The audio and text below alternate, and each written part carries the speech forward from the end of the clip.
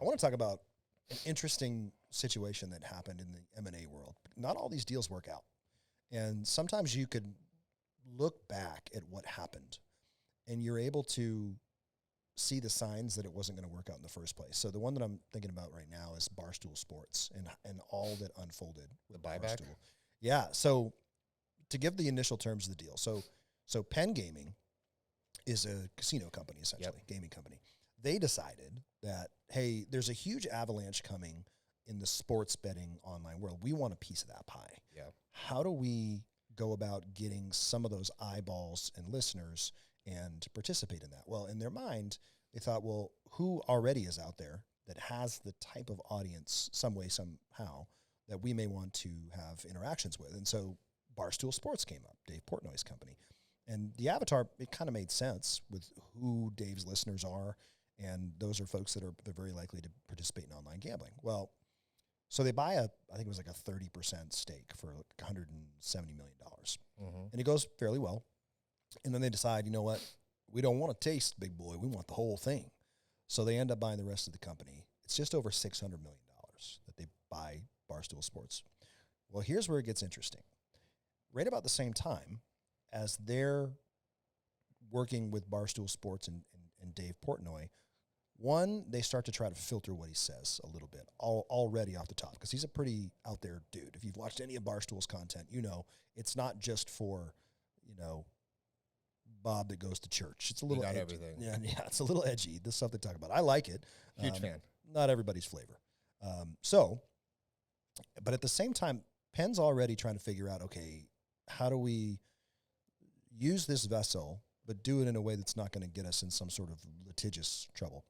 Well, the plot thickens, because as they're working through the integration of Barstool into Penn and what they're trying to do with an online gambling platform, Penn gets approached by ESPN. Yep. ESPN says, hey, we have this gigantic audience that nobody can compare with of sports fanatics. We want to avail ourselves of their money and get into this online gambling world. We don't know anything about gambling or gaming or any of that, and you're a casino company, so we would like to work with you. So let's acquire you. Okay, cool. Let's have a conversation about that. Then ESPN gets involved. They have a conversation. They look at what they're already doing, and they look at like two of Portnoy's podcasts, and ESPN, who's owned by who? Not the woke mafia, Disney. They're owned by Walt Disney. And they look at it and they say, uh-oh, this is not going to work. The mouse does not approve. This is a non-starter. Yeah. We can't even have this conversation.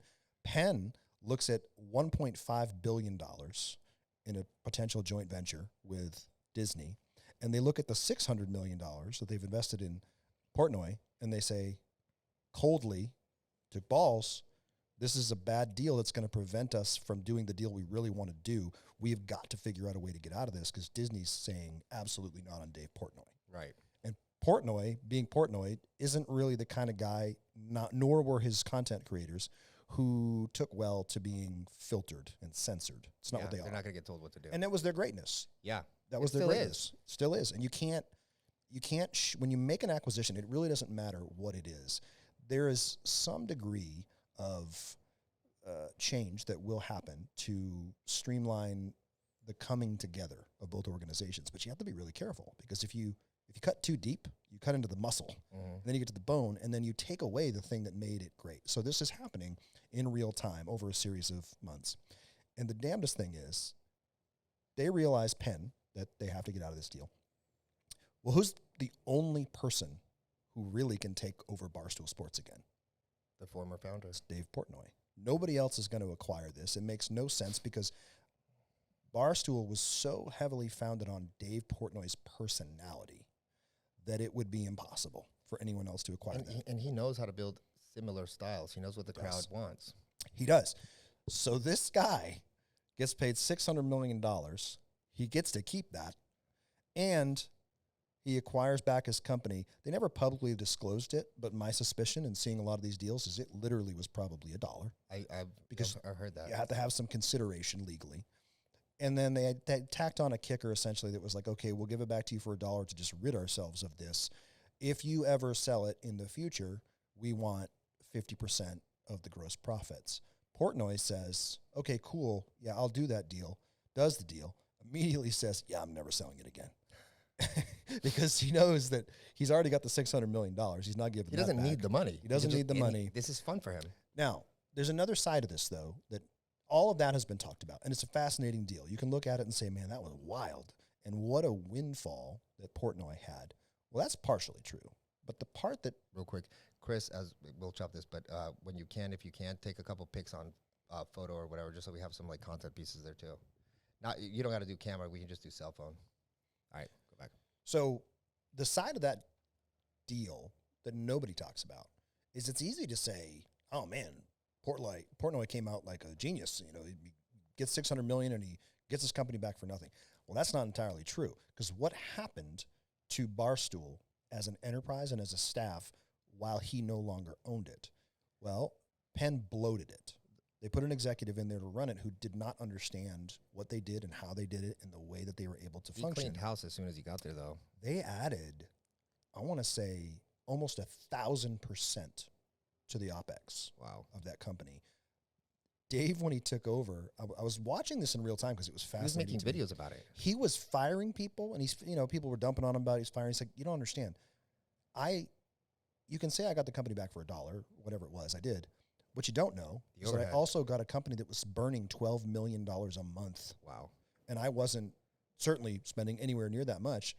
And he goes, what people don't know is that 80% of the people that I fired, I have never seen, never met, have no clue whatsoever what they do. Yeah. And this is a guy that was obviously day-to-day intimately involved in the business every contract, everything. So he gets rid of them all, makes it more of a lean machine, which it was before, and they kind of go back to doing what they were doing. So to me, really one of the more fascinating deals to happen, then fall apart, in both sides of that in a really interesting way in the M&A space. And it illustrates that when you're doing a deal like that, and it's easy to say, well, this is a $500 million deal, a lot of money involved. That's irrelevant. Mm-hmm. It's just as true that fit, cultural alignment, and mutually agreed upon future goals are important in a deal that's a $2 million deal as it is a deal that's a $600 million deal. It's the same thing. Yeah. You have to be very careful that when you meld two companies together, or there's an acquisition, however that is, reverse merger, whatever that is, you have to make sure that there's a clear plan of continuity moving forward. If especially the business was highly dependent upon the former owner in some way, whether he was, just such a big figure or she was so operationally involved that it made it such that making that change will materially hurt the business. So it was just an interesting one to watch unfold. And you can make a case, it's like everyone's always looking, if you don't know who the asshole is in the room, it might be you. And that deal reminded me, because they were all pointing fingers at each other as to why it didn't work. And the truth is, what it really looked like to me was just, you never had alignment, because someone didn't bother to look into all of the content that Portnoy had put out. And it was somehow a surprise. That's so crazy, right? That he was controversial. That's nuts. Like, no one did, not even due diligence, just basic social media, searches. Scrape it. Literally, hey, so who is... He's going to say some offensive shit, and you have to know that. So does every other person that works there. Absolutely. Right? Who didn't say, hey, guys... are we sure? You guys know you guys know this is Disney, right? Yeah. Even before Disney ESPN was in it, even Penn, you're talking about a very corporate, highly regulated industry with gaming. Right. And even that, if you're in a highly regulated industry and you're going to add this wild card of essentially a gunslinging content creator who built this empire, being irreverent and saying whatever comes to mind, and at some point giving stock picks, which was crazy because that's illegal. Absolutely. And when you bring in a gunslinger like that, you got to understand that there's going to be some things that come with that. Right. And you really, to me, can't with a straight face then cry foul and say, oh, he brought him in and this is terrible. They were disrespectful and they were controversial and people got mad at us. Well, yeah, what did you think was going to happen when you brought that person and that entity into your enterprise? I wonder if it was a profitable concept to get him for 600. Obviously, I don't know the media, the size of the impressions and all that kind of stuff, and like how that turned into actual gambling and all these things. So I wonder if it was even profitable. I don't think it was, but based upon all the reports that I saw, it wasn't profitable. And this is an interesting one because the reason that it wasn't profitable varies depending upon which side you ask. Yeah. So from Penn's perspective, it wasn't profitable because they were somehow misled about the economics and the way it would work. From Dave Portnoy's perspective and Barstool's perspective, it wasn't profitable because you took the thing that we were great at and you tried to tell us that we're not allowed to do it anymore. And now we have to do something that we're not good at. And also on top of that, you added massive unnecessary overhead, and you had 53 people working in social media where they had 2. Yeah. And all of the OpEx that comes along with adding those salaries. So interestingly, for Penn, yes, it was profitable, but not because of anything that happened with Barstool. It was profitable because ESPN wanted Penn. Right. So the net, I guess that, if it's $1.5 billion that they got from ESPN, and it cost them $600 million. It's a quick flip. It's a $1.1 billion delta between those two. Not the worst outcome in the world for them. And you can understand why they were like, you know what, just take it back. Yeah, easy. Yeah. But it's funny, man, because this happens a lot with big companies, all the way down to smaller, medium-sized aggregators or companies like that, right, that are buying businesses. They get these analysts, and they look at it as a number, and then they acquire it, and they don't leave it as is. And they try to do new things, or they leave it as is, and no one really builds a plan. What would we do with this thing before we buy this, Endeavor, this company?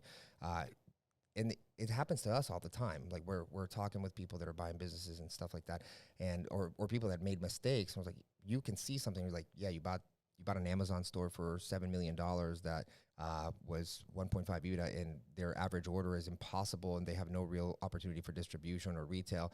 Why would you do it? The numbers looked good to a math guy from Harvard, and you trust that guy, not the real world people. And even to this day, very few companies have somebody who's like, oh, I've been in the weeds. I know this game. We'd actually need ba ba ba ba. It's insane.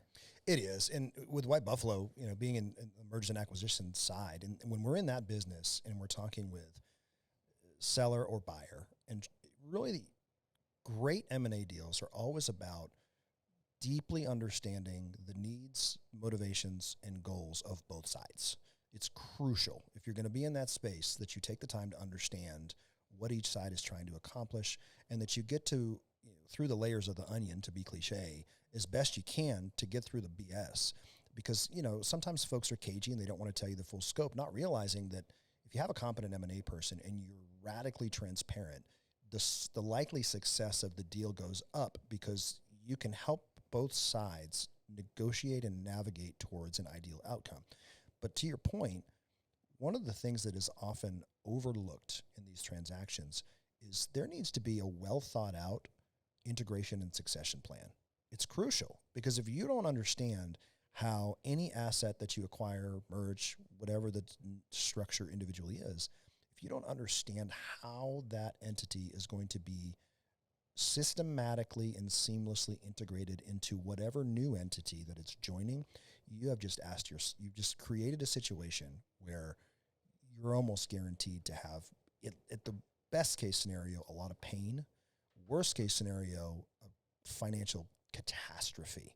And to your point, in digital marketing, the way you see it the most, or digital marketing, e-commerce, anything that's sort of tech related, what ends up happening is they'll look at the top line numbers.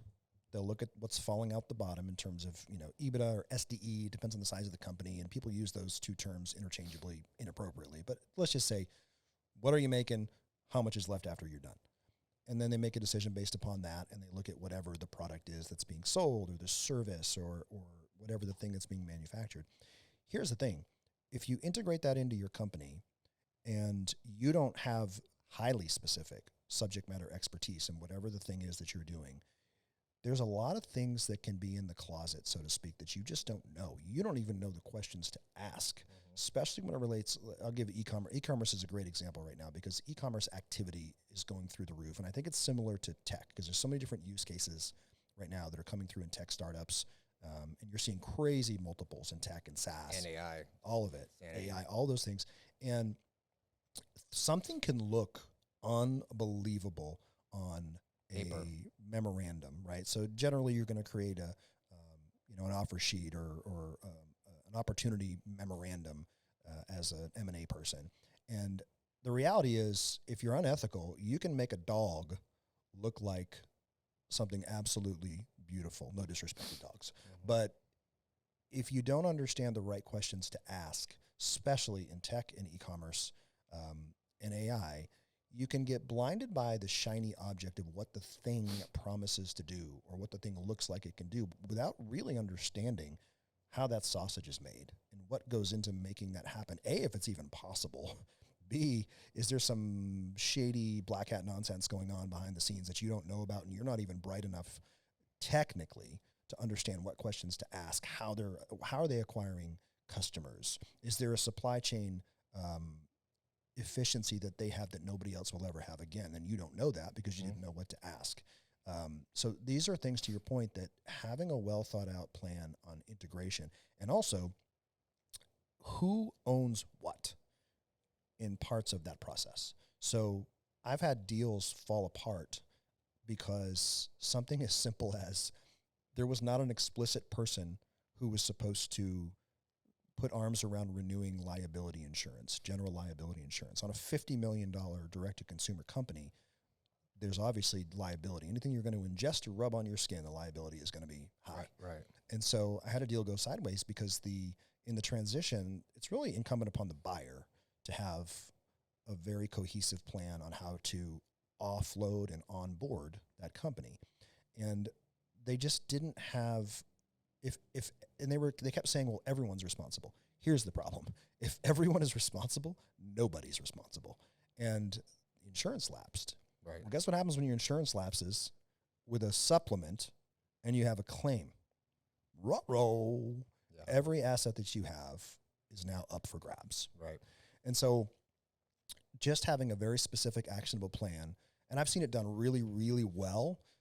There's some PEs that I've worked with that have, I kid you not, a 460 tab spreadsheet on every single thing that needs to happen for that transition and who owns every piece. That's what great looks like. Now, you can argue they may have gone a little far with that. But I bet you, statistically speaking, they have more success than most when it comes to acquiring and actually keeping and growing. Absolutely. They have different problems. The problems that they have are not problems where something fell through the cracks or somebody didn't do their job. The problems they have are the opposite side of that. Because they're so detailed, the problems they have are speed.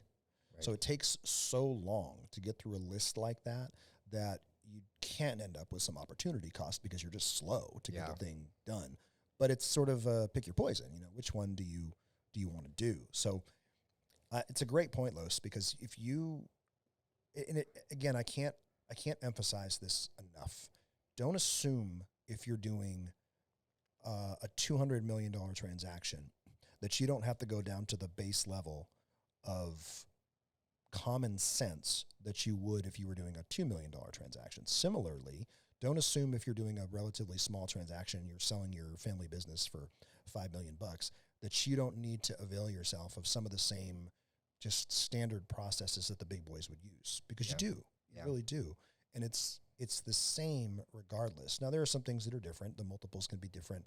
The size of the teams involved obviously tends to be different with some of these smaller businesses. But you really need a deal team is what we're talking about. The great ones have a deal team. And it doesn't matter, again, doesn't matter the size. You want to have a deal team where you know who owns different parts of the transaction. So, okay, this person at the new company is going to be responsible for the handoff of all of the supply chain information. This person's going to be responsible for marketing. This person's going to be responsible for social media. Here's our finance person. And they're going to talk, because what if one company's on cash basis and the new company is entirely on accrual? Well, that's not a small thing to transition that. Yeah. So it has to happen. I think I kind of made this up, obviously, because I'm extremely smart. But there's no one in the middle ones, and I mean like 20 to 100 million plus, even there. We know some of the names of these companies, but there's no pattern, like you said, right? They're only thinking transaction, but they don't think transition and trajectory. If you had 3 teams, transactional team, transition team, boom, offboarding, moving forward into, and then trajectory, where are we going? How are we going to get there? What do we have to leverage from this to there? That's a nice little, special team. Like boom, boom, boom. Everybody has their team, their part, their play, and it goes boom, boom this way. And I've never seen people in these, they're only transactions. Like it's all numerical and this, but the transition always fails, the relationship with the person because they're just closing the deal. And then trajectory, who's going to run it? We have some money, but we hire a marketing team. You don't know what you're doing. You didn't. While you're doing the due diligence, these people should be doing their due diligence on like, okay, so it looks like this for us. If you guys look at this correctly, we think we could do this with it, or we actually disagree. This kind of shit on the transition and trajectory level. Transactionally, it looks great. Transition, we can make it work, but the trajectory, dudes, I can't see retail, I can't see, or whatever, right? I can't see joint ventures, I can't see more growth than what they already have. No one processes it like that. It's just a math equation from a Harvard cat or a Yale guy, and they've never been in the trajectory level, in the weeds, and that is a huge problem that I see with people most of the time, just looking at it, or especially the ones that try to buy like asset stuff and like distressed. They distressed. Yeah. They're like, oh, we'll fix it. Like, Ooh. yeah, you're not getting a deal. You're basically buying a fix and flip, and you don't know how to flip cribs, bro. You're buying someone else's problem. Yes, that's why they're ready to unload. And that can work, and it absolutely can be lucrative. But the only way I've ever seen that work is if you are a rock star subject matter expert in the thing that you're acquiring distressed assets in that field. If you're somebody who absolutely crushes ads, media buying, manufacturing, it doesn't really matter what it is, marketing, finance, if you have some sort of really rock solid operational efficiency that nobody else has, you can then go and you can acquire distressed assets because you're probably going to be able to look at it and very quickly figure out, oh, okay, this is not a big systemic problem. This is one thing that this company is doing poorly because they don't know any better. If we acquire it, we're not going to make that mistake. And if we don't think there's any other skeletons in the closet, you can probably have some success, but that's just not what most folks do because that's not what a lot of folks out there teaching, go buy a business. That's not what they're teaching. They're teaching, oh, no. You find a distressed asset, put no money down, and you're going to become a millionaire. Well, here's the problem. All these companies cost money to run.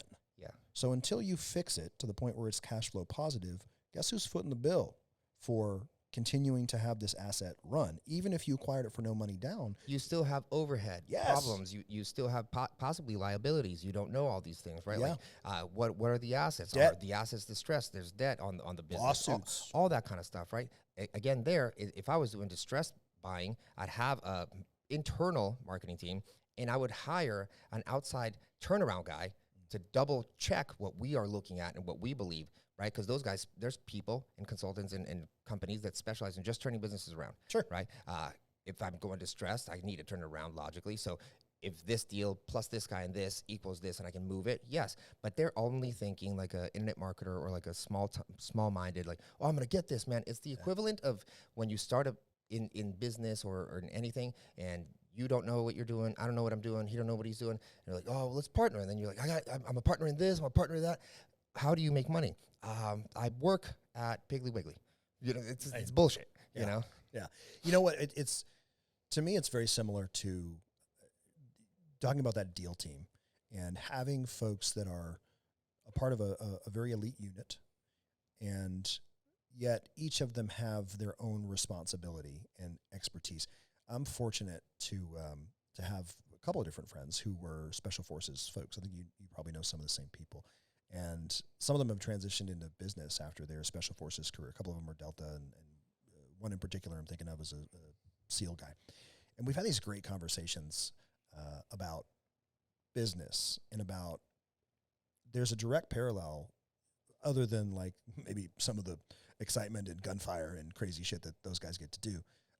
There's a direct parallel because really it's as simple as this. You have a unit.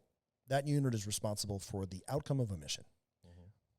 Well, in order to get that done, generally within one of those teams, everybody has their own role and they all have their own expertise, right? So in a SEAL team, as I understand it, in no way, shape, or form was I ever remotely involved in the SEALs. This is just information that's been given to me by guys who were.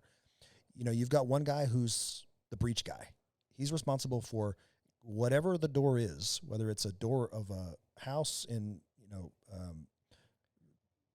Hyderabad, or if it's a compound, or if it's a parking garage, he is responsible for breach to get the operators into that facility to accomplish the mission. That is his only job. Right. Other than all of them can shoot you. Then you have an ordnances guy. He's responsible for any sort of explosives that they need. Then you have the guy who's responsible for the firearms. And you have a guy who's responsible for generally language and translation. They all have different roles. And they have to fulfill those roles within the scope of the greater mission that they're all trying to accomplish. But they kind of all, yes, they all will, of course, help each other with different things, but they all handle their own business. Mm-hmm. And they are absolutely life and death responsible for that. And there's a parallel to really great business operations and business organizations, whether it's a merger or not, or an acquisition or not, having a great team and every person on that team being responsible for something that's a little bit different and unique and is within their skill set that's crucially important. They're specialists in their own specific and knowing that they own it. Right. And there's radical accountability that comes with that. And accountability is, it depends on your perspective. It's either a great word or a bad word, because to me, I love it because it's like, okay, I am responsible for these things because they fit within my skill set, what I do exceptionally well. And I'm going to do those. And if I mess it up, that's on me, and I'm going to be accountable to that. I am not responsible for these things that I have no business doing in the first place. Right. You really don't want me getting into product design, right, because I don't have that ability. And if I get in there, I'm probably going to think that I can do it, but in reality, I'm going to have no idea because I don't understand design and schematics. That's just not something I do. So I think that when you see these transitions go really, really well, it's because there's been some thought put into what's it going to look like pre-close, during close, during transition, and then to your earlier point, how are we going to take this asset and increase its value both by itself and within our new, organization based upon our plan for the future? Is there a plan? That's the thing. We can go on for hours on this thing because people just don't think, and people don't have accountability. I've talked to people that are trying to buy businesses, and they, I've connected them and connect the whole thing, and then they're like, "Oh, I'm not dealing with that. My other guy is." It's your money. What are you talking about? Yeah. And this other guy is kind of like a part-time and this and that. And like, they're buying. And I think this is the problem with the internet and content right now in general. It's the equivalent of like, oh, you can make money from home and by this. You can drop ship and just make money by that. Yeah. What no one's talking about is it might not work. It might suck. It might take 6 months. It's not 6 minutes from now. You might buy a laundromat and it might suck and you might make no money, but it's passive income. I don't want $600 passive income. Have you looked at a lot of people that sell, obviously sometimes they just want to get rid of things, but a lot of people that buy don't look at, okay, if I'm buying this, how fast can I recoup and scale? And if that juice is worth the squeeze, okay, is this worth it? But if it's not, then what is similar and what did I not like about this one to look at this other opportunity instead? Like they don't do due diligence to like what they're going to do with it. They do due diligence on the business, but they don't do their own, like, okay, now that we got this, it's almost like, okay, we bought it. So what do you work there or do I? Yeah. It's like buying there's different kinds of dogs, right?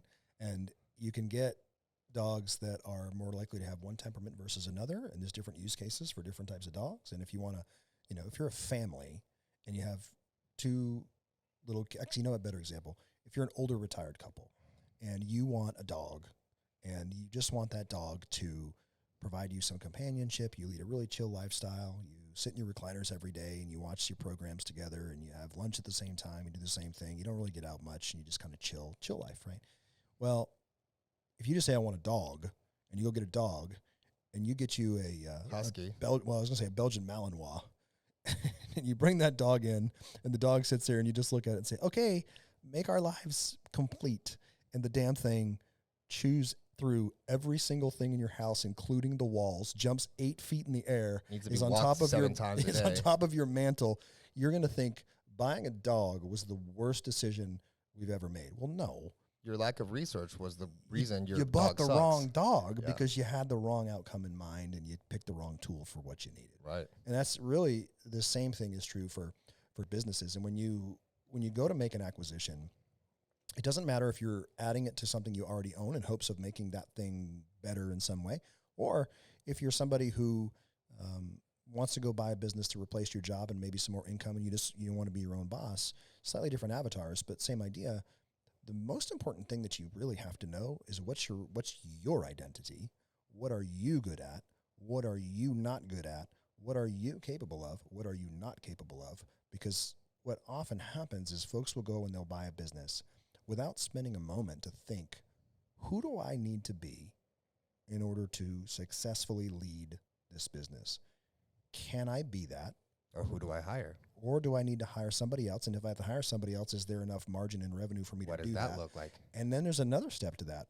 Am I somebody, if I can't be the person, the man or woman who's running this company, am I the man or woman who can lead the person who's running this company? Because that's not always true either. Or am I going to meddle and get in the way? And there's another one too. Okay, who do I got to hire? If it's not me, it's you. Who's he going to hire and what's that going to cost? Because he might be the kind of leader that's like, cool, so I need this guy, this guy, this guy, this guy, and then that manager might need 3. So now how bloated is that? Yeah, And can I delegator. make that work? Is there a delta there or is there a loss? Yeah, that works for upper Big. middle market companies. Right. When you're in that $10 to $20 million range, it's very difficult to do that. You mostly see people utilize a combination of deep generalists and also Outsource companies. yeah, or outsource talent, CMOs, which is yeah, fine. yeah. It's a perfectly reasonable model. But you have to go through what do I need Yeah. here? What's a better fit? And do you I know how to internalize? hire vendors? Do you Right. know how to hire outsourced people and VAs? Because that's a skill that's learned over time, and there are a lot of mistakes you can make when doing that. So, yes, the most important thing is to know whether you're an enterprise or you're an individual, what is our current identity, and how will that potentially change if we bring in this new entity? Mhm. And are we okay with that? Is it a necessary thing that we need to get to because we have this big, hairy, audacious goal that we want to hit, and we know that continuing to do things the way that we've always done them will prevent us from hitting that. But we also know that it's going to come with some discomfort and some awkwardness, and we're going to fumble a little bit through it. We have a pretty good plan, but we may mess it up or whatever. As long as you know it and you're okay with it and you have a plan to mitigate, that's cool. But if you're doing it and it's just sort of like, I feel like everyone's saying make an acquisition, so we should do that. Right. And you go and you sort of don't have a clear strategy or plan as to why you're making an acquisition, it often ends up in heartbreak. Yeah. It's a great decision. If you know what you're doing, it's a terrible. I don't think it's great for the people that are selling like, oh, this is what you should do for passive. And people are like, oh, yeah, I just want to buy some businesses for passive. A business and passive are not in the same sentence. No, ever. Really, what most people who are hawking that idea that you can buy a business, especially for no money down, and have this passive income. Look, it is possible to do that, but there's a misalignment of definition of what that means.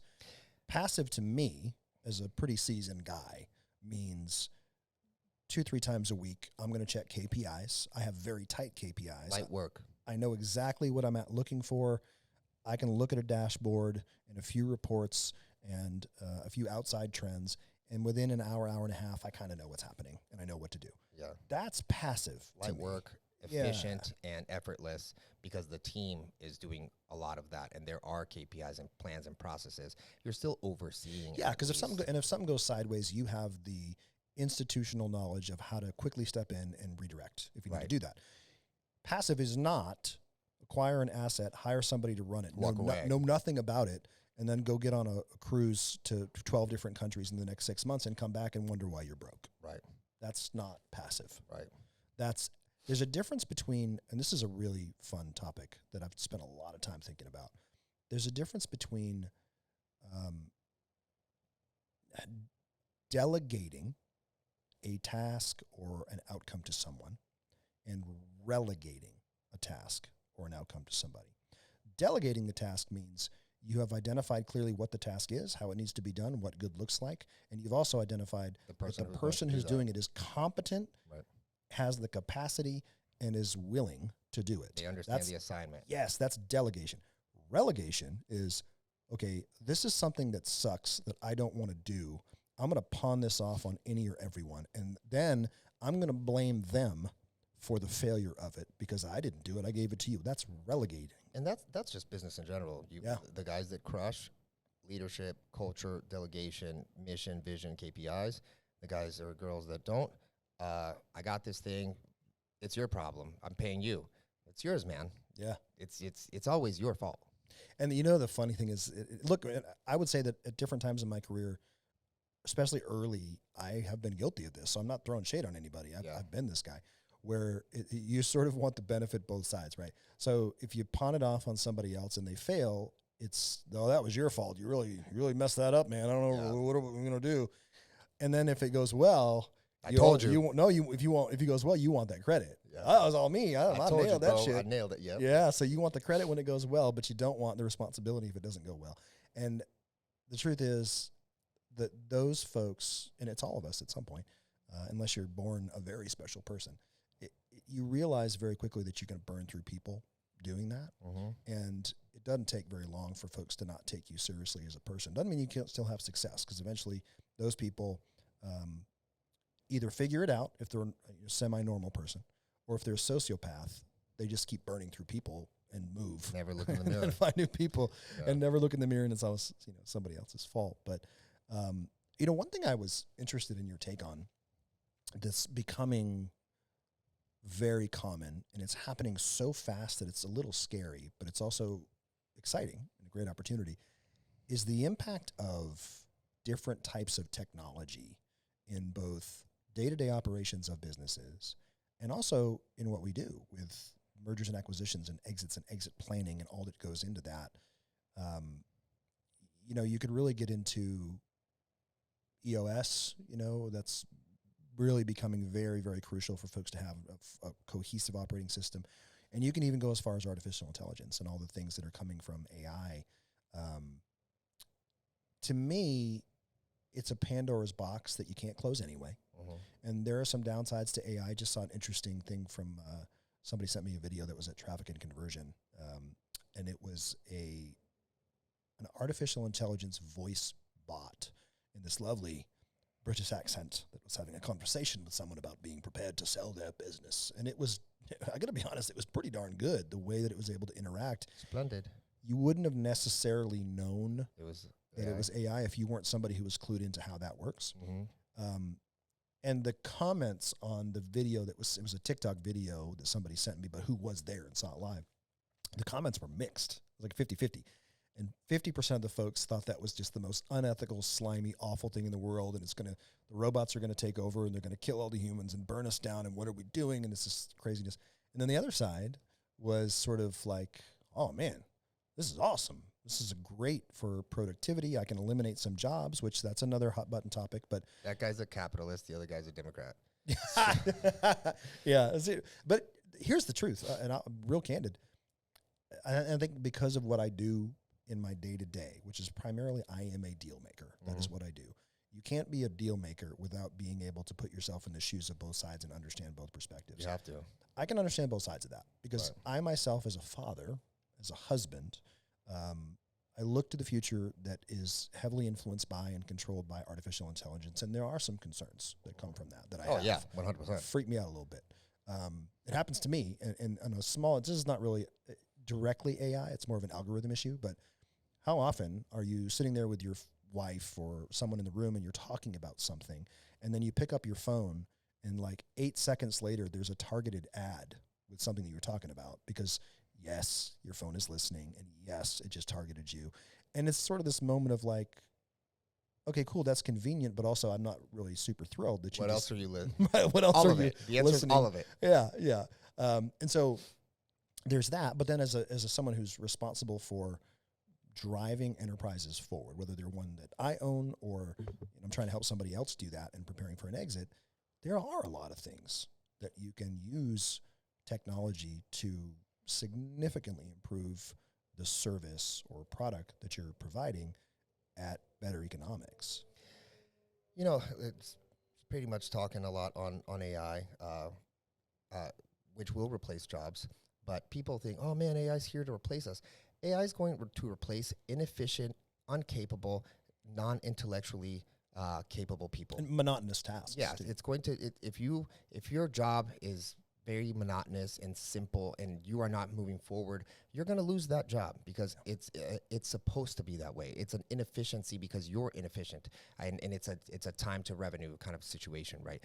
The best thing that AI is going to do is it's also going to create jobs because it's going to create people that are prompt engineers and people that know how to manipulate AI better. The best AI is really working with a human to have conversations, and if this, then that's, daisy chains, significant props, understand how to connect tools together and make it efficient. The AI doesn't know that yet, and it might, but right now there's an opportunity to have a great career with AI, and there's an opportunity to lose your job.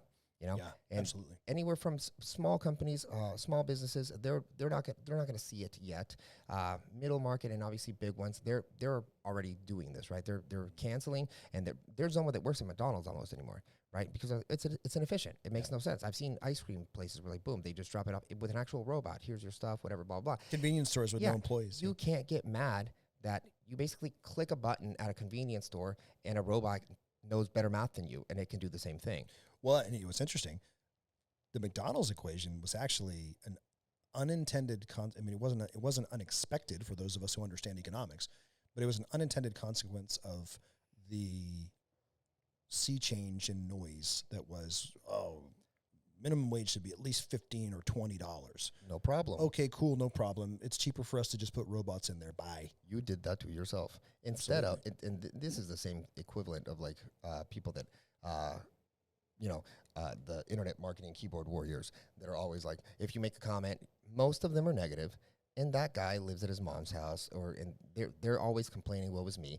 That's the same person. They probably work at a place that's going to get replaced. I don't want to be rude or whatever, but that person is that person, and it's not going to change, right? Then you have the efficient people that can see and can grow, right? And if you complain, it's a capitalist binary thing when it comes to business. Okay, you're complaining, your lack of work or your quiet quitting is going to affect it, and you want more money. I can replace this with this. Like we're all at any point replaceable, right? And to think that you're not is just crazy, right? So I think AI is going to help a ton. I think it's going to help a lot if you dive into it with real care and start thinking not like, oh man, I'm gonna lose my stuff with AI. How can I leverage AI and become a savant at this? Because it's not going to go away. It's not going to be like, oh man, AI and all these new things that are going to come up. It lasted 2 years. It's not that. It's going to be consistently growing, getting more efficient to the point where it'll learn from the person that's teaching it, and that person might lose his job. But by then, you'll know how to even optimize more if that's where you've been proficient in for the past couple of years and you've been training yourself. Yeah, folks tend to know this about me. I take a lot of my day-to-day approach and my outlook on business from some of the Stoics, because I think there's great wisdom in the way that they approached life. And so I think about AI, and I think to myself, if you brought him back, what would Marcus Aurelius be thinking right now? And what I come up with is, okay, well, what is, and I'm not likely to change what is. So why don't I operate from a place of what decisions am I going to make moving forward based upon what is? And with AI, the way I would think about it is, there are things that AI can do better than me. I'm grateful for that because there's probably things I don't really like doing anyway. But there are also a number of things that AI most certainly can't do. AI has a very difficult time understanding emotional human nuance in conversation. Yeah. And when you get to the highest levels of the biggest deals, it doesn't matter that you have seasoned professionals involved and a lot of money at stake who have done this over and over and over again. The truth is, it almost always comes down to two people who have competing agendas, their own baggage, their own emotions that influence the way that they process information, receive information, and communicate. Mm-hmm. And the ability to be the intermediary between those two people to come to a deal that makes sense for both sides it's very, very difficult, if not impossible, for AI to ever catch up to a human being and be able to do that, because what are we processing in real time? We're really the original AI, processing your body language, processing your tone, processing your microfacial expressions. I'm listening not only to what you say, I might be listening to what you didn't say. And those are all things that human beings learn over time that would be very, very difficult. So if I'm in one of the jobs that we believe AI is going to replace, I'm not looking at that as a negative. Instead, what I'm doing is saying, okay, if I'm somebody that likes predictable, monotonous work, and I happen to be doing something that AI can replace, what other predictable, monotonous work that is maybe different than what I'm doing now could I train myself to do that AI can't do? So if I'm in a role where I'm punching keys on a keyboard and I'm running numbers or whatever it is that I'm doing, I'm going to think to myself, well, there's an apples to apples comparison functionally between what I'm doing and becoming a plumber or becoming an electrician. Right. And here's the interesting thing. There has never been a greater opportunity to become one of those things and make way more money than today, because AI is not going to plumb your house. And that's what everyone thought it was going to be at first. That's the most safe job. Absolutely. They're the safest. Yeah, become a welder. Yeah, and trades are going down. Like they are, and there's just not as many people doing them. Right. And so if you're in a major city and you have a large project, a $25 million building that you want to put up, good luck finding quick, competent, cost-effective folks. You can usually have two of those three things to get that thing done. Yeah. It's very difficult to find. So if it's a little bit circular, but if I'm somebody who is in my 30s, 40s, even 50s, because we know the goalpost for how long we're going to live keeps extending, which is great. Retirement, people get upset because it's like, oh, you're increasing the age for Social Security or retirement or whatever. Well, yeah, because back in the day, the average person lived until they were 65. Now we're expected by 2035 for 99 to be the average age. So we've moved the goalpost on how long we should be able to have a productive career. So even if you're in your 50s, you can still learn. And if you're in a job that's likely to be replaced by AI, I'm just going to go find a skill that AI is highly unlikely to replace that sort of approximates the temperament that was needed to do the job that I like to do in the first place. And I'm going to go do that job and probably make a whole lot more money and be happier. Yeah, the other, if you're thinking on it as oh man, I'm going to lose my job, you could also think of it like, how can I become lazier using AI? Absolutely. How can I really dive into this and have AI just do most of the work? I'm not answering emails personally. Yeah, I don't have if to. I have video. So what we're doing with White Buffalo is trying to be very conscious of areas where there will be no negative impact on client experience. We're trying to install as cutting edge artificial intelligence and machine learning as we can. So what that will mean for us is that there are certain parts of the transaction, every transaction, that are predictable. You get a non-disclosure agreement. That's pretty straightforward. I don't need to have a conversation with somebody every time I need to ask them for a non-disclosure agreement. AI can do that for me. When they send back the non-disclosure agreement, there's information that I've asked them for that needs to be inputted into I'm adding things. AI wouldn't have done that. That needs to be input into a CRM. I don't need to do that. That's a waste of my time. There are explainer videos that I need to email to people at different parts of the transaction to explain to them what to expect. The reality is I can create a video avatar of myself, and I will, to explain those things. So yeah, we just did it today. We did your audio, did your video, and it's human. You can make it more efficient. You can tie another part of AI with another string of prompts that sets up all that, and then you can use the CRM to operate that efficiently, see all stuff, segment easily. I just wrote a book. I'm not gonna do the audio, but the audio is getting done right now, and it sounds like me. You would not know the difference. Maybe on some stuff, it might call me Los for a little instead of Los, but that's it. Like we just shaved months and weeks at least of serious, tedious off of work. every deal. Right. Yeah. And here's the ethical component to it. And it's actually pretty easily solvable. To me, those videos that are going to be AI versions of me, or the audio or the written media that will be AI versions of me, those are only going to be used for didactic content. Content that I control, I already know what it's supposed to say, and there's not a dynamic give and take back and forth that needs to happen. the real me will then be freed up to only have the conversations That are that impactful. only real me can have. So Right. when it's negotiation time, when there are nuances at play that need to be understood. So it's really an efficiency issue, and it allows me, instead of building a 200 person mergers and acquisitions firm, I can do the same volume as that firm with probably 7 people. 7 to 10 employees. Yeah. And that's And it'll run more efficient, more efficient, more cost effective, and it'll be so much smoother and allow you to join and grow to bigger groups, spend your time doing things that are significantly more impactful than making a video for a perhaps guy instead of sending people, having all that optimized, and being in Atlanta at speaking gigs, getting the best people. so and it's also, and this is a good transition, it gets into meaning. Because for me, none of those things are meaningful. They're just things you have to do. Tasks. What's meaningful for me is having the conversations that are hard conversations to have, and really getting into the weeds of, okay, what's your motivation for this exit? What's your motivation for this acquisition? What do you really want versus what you need? Is this a good idea? Am I handing you accidentally? Let's talk about the exit side. Are you a 26-year-old kid who busted your butt, worked 4 years, built an unbelievable tech thing, and you've never had money?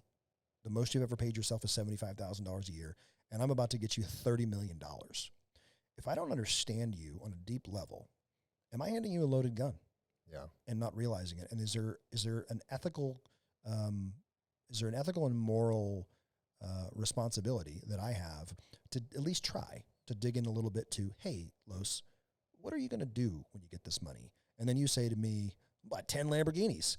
Well, as an older guy, I'm going to have a conversation with you about that. Yeah. Or if you are an older person and you have been looking to retirement your whole life and you've busted your butt for 40 years and you exit a business, what's your plan for day one after you're out of that business? Because if it's sit on the couch for a year, You will die early. you're going to die. And so just having the ability, those are the conversations that I really enjoy having, the nuance of people and why things are happening. It's also how deals get done. Right. It's not super useful for me to spend my time typing out an email for the third time saying, hey, we needed 2021 financials and they're not there yet. Right. AI can just handle that for Right. me. But to your point, it allows me to have more time doing things that are both more meaningful to me and that only I can do, and largely eliminate the things that I don't, which is the thing when I work with folks on an exit that I always work them through. What are the things that we can offload of your plate right now that you don't need to be doing so that you can have a more meaningful life? Because why does it matter to be meaningful? It doesn't matter what size enterprise you own or you run. It is a roller coaster. It can be lonely. It can be exciting. It can be scary. You can feel in the same day, maybe even in the same hour, like a genius and a moron. And you're probably right about both. And so I think that now, especially, we only hear or see, and this is true of social media personally, and it's maybe more true professionally, we see the highlights. Yeah, it's acting. Yeah, we see becomes the acting. highlights, and it's very curated. It's Everyone a is curated perfect view all the time. of what's happened with everybody. And I tell you, I don't know about you, but I've had off months. I've had off years. I've had years where nobody knew how truly difficult that year was, because I sat there and I ate it and I kept moving forward. And I had maybe, if I was lucky, a few people that I could reach out to help me through. And I am fortunate. Which that way. also sucks because you find out some truths that you did not think. Yeah. Or you lied to yourself about, and then you see the truth. Relationships that you thought were one thing and they weren't. They're not. And folks that when you can do something for them, at least real or perceived, they're always there. But when the chips are down and you need something, where everybody go? There's nobody here. That's weird. Yeah. Let me know when you get that straightened out, man. Good luck to you. Yeah. Like, oh, that's what that is. Sucks for you, fella. That sucks. So yeah, man, I tell you, I've had a lot of money. I'm very fortunate that way. I've also been broke. I don't like to say poor because I grew up poor. And, cash flow fluctuates. Some great decades, some great years, some seasons. But I've been dirt broke. And I'll tell you, when you've had financial success, it's not really about the stuff. We all make those mistakes early. Hopefully you grow out of that, where you buy a bunch of stuff in service to this idea that doing it makes you somehow better than somebody else, or prove something to you or somebody else. And then you get to a point where it's like, okay, this is all bullshit. It doesn't really matter. It's really more about impact. But there is a base level. And sometimes when you have to dip below that base level and your finances get to a point, everyone has a different number. But usually it's monthly cash flow. It's not net worth for most people. Everybody has a monthly cash flow number that if it dips significantly below whatever that number is, things start to tighten up a little bit. Get a little nervous, and sometimes, for me, I won't speak for you, it can create some identity issues in the moment. Oh, 100%. I think with social media, a lot of people, you're broke, or maybe you were poor, whatever, and then you make your money. Then you make a little bit more money. Then you start to join people, and then you're in this process of like, okay, so the pattern, the process, the goal isn't what it was before. It's now like being better or equal to you. And it's the Joneses thing. And boom, boom, boom. You lose yourself. You grow your business. You start to freak out. You make some mistakes because you want to be like somebody else or get that Lambo or whatever. You lose money. You lose momentum. And now you lose your mindset. And I think it's a blessing and I think 99% of entrepreneurs, at least, if you haven't suffered, you suffered, you had success, more success, then you suffered again, you remember. Yeah.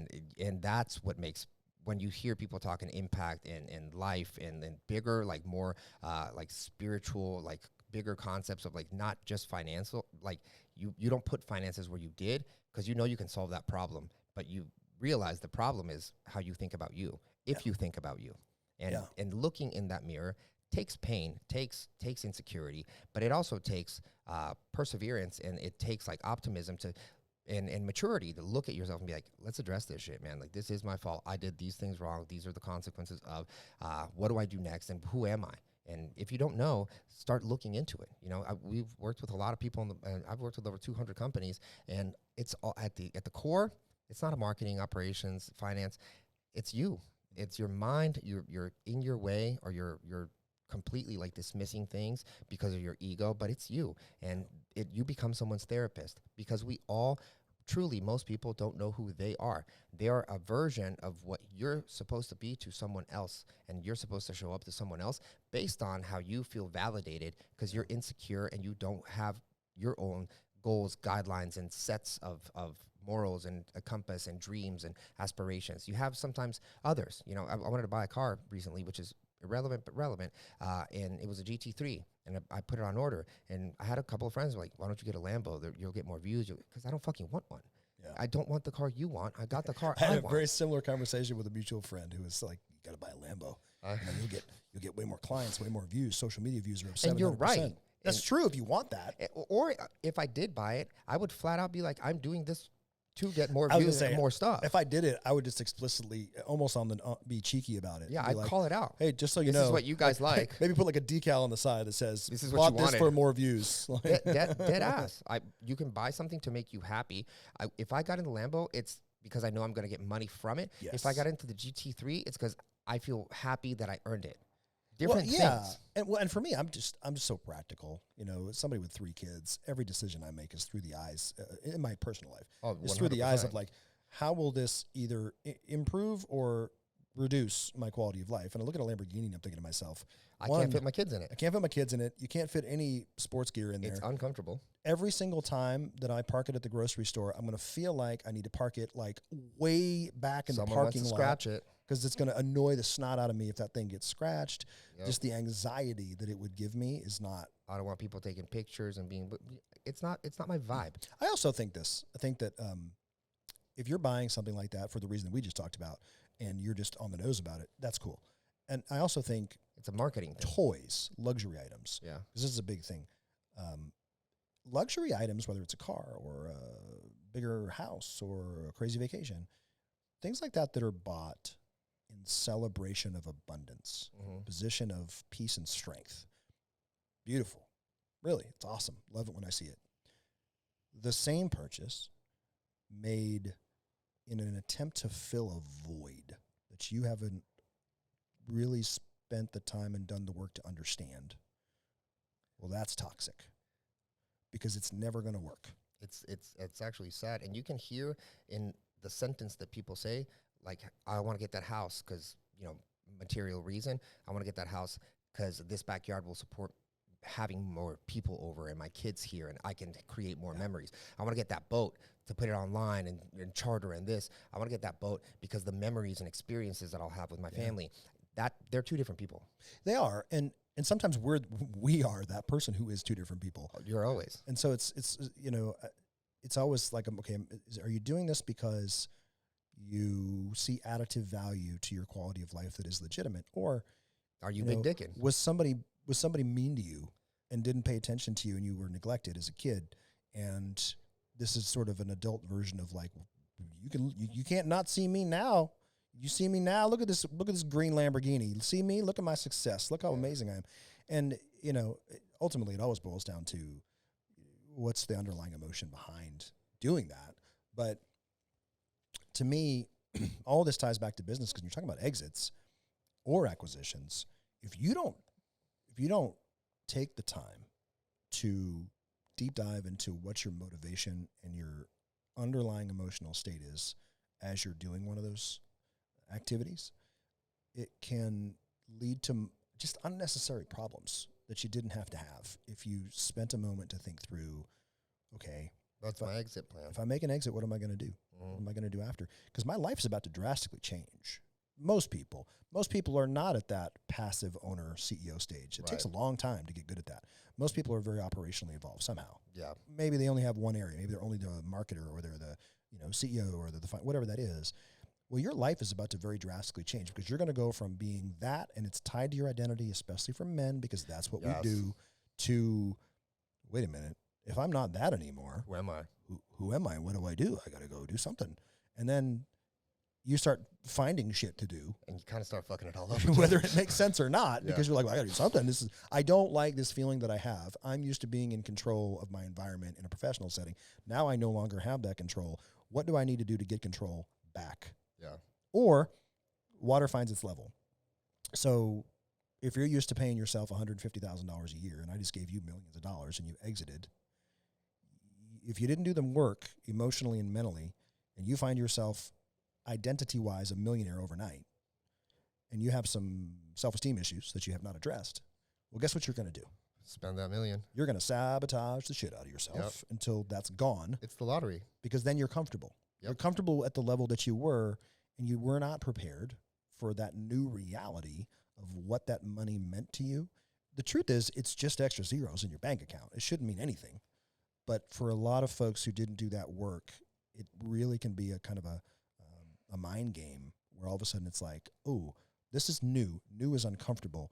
I need to get back to par. By getting back to par, the only way I can do that is to sabotage my way through blowing through this money and making bad decisions. Yeah, it's almost like I lose identity, so I overcompensate by like creating a new identity that's more intense because it's what I'm supposed to do, because I'm not looking to find my identity. Well, and sometimes it's not even about money, right? Another one that you see often is folks who have a business that is also their social life. They get their social interaction with others in the context of that workplace, because that's where they spend all their time. Right. Well, then you no longer are a part of that, and you're out. And basic human nature, you get lonely. Well, then some other bad decisions can start to come into play because you're lonely and you get depressed and all these things happen. The mind is a dark place. Yeah. If you just sit there alone with it, that son of a bitch is going to kick your ass. Especially if you're a doer and a problem solver. Yeah. One of the worst things and I know this about myself, I'm not preaching, it's the reality. The concept of pure retirement is not an option for me. Possible. Because if there's not a problem for me to solve, I'm going to create one. Oh, yeah. I'll create a problem that wasn't there before. I can't be bored. Just so that I can have something to do and solve it. Right. And that could be, as simple as an organizational thing, some problem that I've created. But here's the insidious part of it. It could also be an argument that I start for no reason with my spouse because I'm bored. Yep. And if you're a certain kind of And personality, you know what to say to tickle a button. Every like, time. Boom, boom. because when if you're a husband and wife or spouse, whatever that is, whatever it looks like for you, you know better than anybody, and so does your loved one, how to push each other's buttons. Yeah. And if you get bored, people don't want to admit this, but the truth is, I bet a large percentage of arguments are based from boredom. Yeah. Because it's sort of like, okay, we've run out of Netflix shows to watch together. The kids are grown, or they're not here, or they're at an age where they don't really want us around as much. So we're forced to confront the reality of our relationship after we've spent all this time being parents or business owners or both. Who are we to each other? This is awkward. It's a little boring because we've already talked about everything that there ever is to talk about. Let me just irritate you a little bit and see what happens, Yeah. because I need to spice it up. This is boring. I don't like it. Yeah. So those are the types of things I think that when you're making an exit, it sounds like this wild rabbit hole we went down to, but that's the level of thought that you need to put It's into. the consequences. Yeah, it's cause and effect. Right. Everything has a cause and effect in your personal life, in your business, in your personal finances, with your taxes, with your children, let alone if there's estate planning that's involved, or if your children are working in the business some way, shape, or form, or if there was a loose succession plan where Timmy, you always thought was going to take over the business, but Timmy doesn't want to run your $30 million sheetrock company. Timmy wants to go sell Doji coins, whatever the hell it is, and drink pink margaritas at the bar and play on his computer or he wants to be a professional gamer. And there's a problem because your idea of what Timmy was going to be in your reality is no longer true. And that's why home services businesses are sucking so much, or there's yeah. an opportunity with it. Well, the average age of a home services business is increasing every single year because they can't retire. They can't really retire because there's just not a lot of people out there buying these businesses. And their kids don't think it's hot. They're embarrassed of it. Absolutely. And they don't realize the gold mine that they have. We did it as a culture, I think, societally for a long time where, I remember being in school and the teachers would say some variation of like, well, if you don't study hard, you're going to end up hanging sheetrock, or you're going to end up a plumber. And it's funny, now it's almost a weird insult because you say to a kid now, like, well, if you don't pay attention on this algebra test, you're going to end up a welder. Sweet. Someone to make $200,000 a year my first year out of high school. Right. That sucks. Yeah, but they don't know that because they want to be gamers, they want to be influencers. They don't see the opportunity because those trades were belittled, and now it's cool to be a influencer, Dogecoin guy, crypto guy, forex trader, like all these ridiculous things because they see the fake movies. Absolutely, and that's it. You talk about college. See, it's sort of one of those things where it doesn't make as much sense as it used to for everyone. It still makes sense for some people. It depends on the kid, depends on the family, depends on the outcome. But it's going to be interesting for me to say this given my profession, but to me, the most useless degree that there is today is a general business or business management degree, bachelor's degree. Yeah. Because it's a degree that's still on average probably going to leave you in debt. When you leave, it's going to cost you six figures to get, and you're not going to be qualified or competent enough nothing to do anything when you get out. So you're going to have to get an entry-level job that you could have had without a degree and work your way up for X amount of years to actually learn business. It's an absurd degree. To me, you're better off getting a degree in information technology or just get a trade, sociology, psychology, any of those things if you want to go into business than general business management. Because here's the truth. The thing that you're going to learn in general business management, accounting, financial analysis, management theory. It's too basic in general. And you can learn on YouTube. Yeah. For free.